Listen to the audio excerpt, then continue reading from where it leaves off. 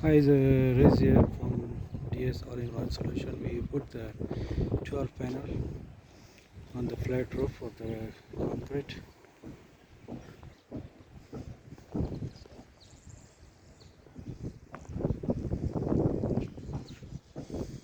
All our wiring is in the conduit pipe, you can see, and we connect the earth.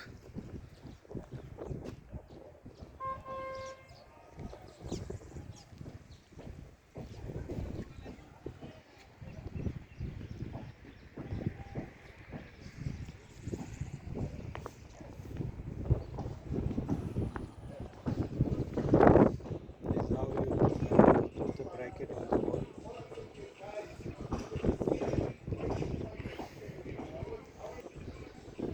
So this is our job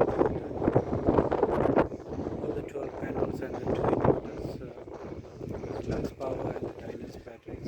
So two batteries, two inverters. So we make two groups here for the panels. So it's a 6 and the one inverter, 6 is a one inverter. Alright, sure, thanks.